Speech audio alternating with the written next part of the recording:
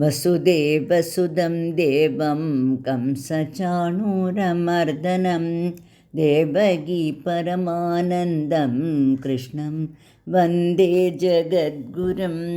ജഗദ്ഗുരുവായ ഭഗവാൻ ശ്രീകൃഷ്ണന് നമസ്കാരം. ഭഗവത്ഗീത 17-ാം അധ്യായം ശ്രദ്ധാത്രയ വിഭാഗ യോഗത്തിൽ നാം പ്രവേശിക്കുകയാണ്. 14-ാം അധ്യായം ഗുണത്രയ വിഭാഗ യോഗത്തിൽ പ്രകൃതി നമുക്ക് ഓരോരുത്തർക്കും നൽകുന്ന ത്രിഗുണങ്ങളെക്കുറിച്ച്, അതായത് സത്വരജ തമോ ഗുണങ്ങളെക്കുറിച്ചുള്ള അറിവ് ഭഗവാൻ ഉപദേശിച്ചു തന്നു. ഈ ഗുണങ്ങൾ നാം ചെയ്യുന്ന പൂർവജന്മ കർമ്മങ്ങളിലൂടെയും കർമ്മഫലങ്ങളിൽ നിന്നുണ്ടാകുന്ന അനുഭവങ്ങളിലൂടെയും നമുക്കുണ്ടാകുന്ന മനോനിലകളാണ്. ഏത് നിലപാടോടുകൂടിയാണോ മനസ്സ് പ്രവർത്തിക്കുന്നത് അതിനെയാണ് ഗുണങ്ങൾ എന്ന് പറയുന്നത്. ഗുണങ്ങൾക്കനുസരിച്ച് സ്വഭാവത്തിലും പെരുമാറ്റത്തിലും മാറ്റമുണ്ടാകും. സത്വഗുണം മനുഷ്യ മനസ്സിനെ ഉന്നതിയിലേക്കും രജോ തമോ ഗുണങ്ങൾ അന്ധകാരത്തിലേക്കും നയിക്കും. ഈ 3 ഗുണങ്ങളെയും തരണം ചെയ്തവന് മാത്രമേ സമചിത്തനായി യഥാർത്ഥ ജ്ഞാനിയായി തീരാൻ സാധിക്കുകയുള്ളൂ എന്ന് ഭഗവാൻ പറഞ്ഞു തരുന്നു. 16-ാം അധ്യായത്തിൽ സത്വഗുണസമ്പന്നരായവർ തങ്ങളുടെ സത്പ്രവർത്തികൾ കൊണ്ടും ഈശ്വര ആരാധന കൊണ്ടും സദാചാരികളായിത്തീരുന്നു എന്നും രജോ തമോ ഗുണങ്ങളുള്ളവർ അധമപ്രവർത്തികളാൽ അല്ലെങ്കിൽ അസത് പ്രവർത്തികളാൽ ദുരാചാരികളായിത്തീരുന്നു എന്നും പറഞ്ഞു തരുന്നു. സദാചാരികൾക്കുണ്ടാകുന്ന സദ്ഗുണങ്ങളെയും ദുരാചാരികൾക്കുണ്ടാകുന്ന അസദ്ഗുണങ്ങളെയും വിവരിക്കുന്നു. 16-ാം അധ്യായത്തിൽ സത്വഗുണത്തിലൂടെ ഉന്നത നിലയിൽ എത്തണമെങ്കിൽ ശാസ്ത്രത്തിലെ വിധികൾക്കനുസരിച്ച് ജീവിക്കണം എന്ന് ഭഗവാൻ ഉപദേശിക്കുന്നു.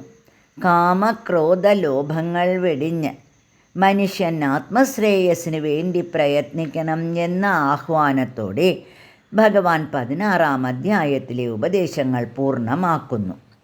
17-ാം അധ്യായം ശ്രദ്ധാത്രയ വിഭാഗ യോഗമാണ്.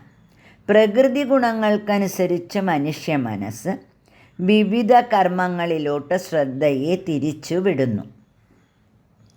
പ്രകൃതി ഗുണങ്ങൾക്കനുസരിച്ചുള്ള കാര്യങ്ങളിലാണ് മനുഷ്യന് ശ്രദ്ധ ഉണ്ടാകുന്നത്. ഈ ശ്രദ്ധ സത്വരജ തമോ ഗുണങ്ങൾക്കനുസരിച്ച് വേർപെടുന്നു. വിഷയങ്ങളിലുള്ള താൽപ്പര്യത്തിനെയാണ് ശ്രദ്ധ എന്ന് പറയുന്നത്.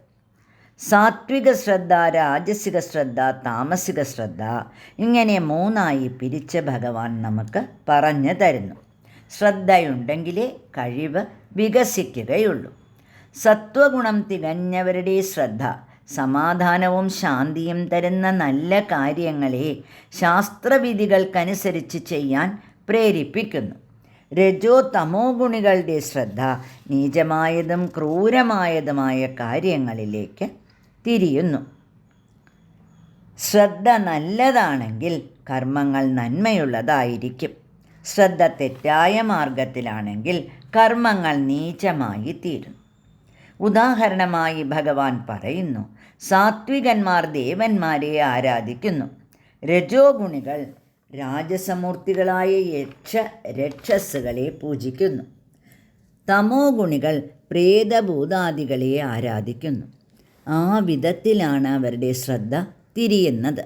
ഒരാളുടെ ജീവിതത്തിലെ ഉയർച്ചയും താഴ്ചയും അയാളുടെ ശ്രദ്ധയെ ആശ്രയിച്ചായിരിക്കും ഉണ്ടാവുക. ഭഗവാന്റെ വാക്കുകൾ കേൾക്കാം. ത്രിവിധ ഭവതി ശ്രദ്ധാ ദേഹിനാം സ്വഭാവജാം സാത്വികീ രാജസി ചൈവ താമസി ചേതി താം ശൃണു യജന്തേ സാത്വികാ ദേവാൻ യക്ഷരക്ഷാംസി രാജസാം പ്രേതാൻ ഭൂതഗുണാംശ്ചാന്യേ യജന്താ താമസാ ജനാഃ. രജോ തമോ ഗുണപ്രധാനികൾ കാമക്രോധലോഭങ്ങളോടുകൂടി ലൗകിക ആഗ്രഹങ്ങൾ സാധിക്കാൻ വേണ്ടി വിവേകശൂന്യമായ കഠിന തപസ് ചെയ്ത് സ്വന്തം ശരീരത്തെയും അന്തര്യാമിയായ ഈശ്വരനെയും ക്ലേശിപ്പിക്കുന്നു. എത്ര ശ്രദ്ധയോടുകൂടി ഈ തപസ്സുകൾ ചെയ്താലും യക്ഷരാക്ഷസന്മാരെ പ്രേതഭൂതാദികളെ ആരാധിച്ചുവെങ്കിലും അവർക്ക് ആധ്യാത്മിക പുരോഗതി ഉണ്ടാവുകയില്ല. സാത്വിക ഗുണവും അതിൽ നിന്നുണ്ടാകുന്ന ദൈവിക ശ്രദ്ധയും മാത്രമേ ആത്മീയ ഉന്നതിയിൽ എത്തിക്കുകയുള്ളൂ എന്ന് ഭഗവാൻ പറഞ്ഞു തരുന്നു. വിവേകപൂർണമായ ആത്മനിയന്ത്രണമാണ് തപസ്, ക്രൂരമായ ആത്മപീഡനമല്ല. തുടർന്ന് സത്വരജ തമോ ഗുണങ്ങളുള്ളവരുടെ ആഹാരം, യജ്ഞം, ദാനം, തപസ് ഇവയെക്കുറിച്ച് നമുക്ക് ഭഗവാൻ ഉപദേശിച്ചു തരുന്നു. ഭഗവാന്റെ വാക്കുകൾ കേൾക്കാം.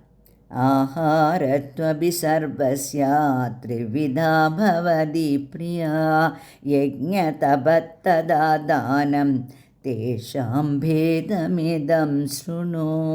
തുടർന്ന് ഭഗവാന്റെ ഉപദേശങ്ങൾക്ക് കാത്തിരിക്കാം. നാരായണ അഖില ഗുരു ഭഗവൻ നമസ്തേ.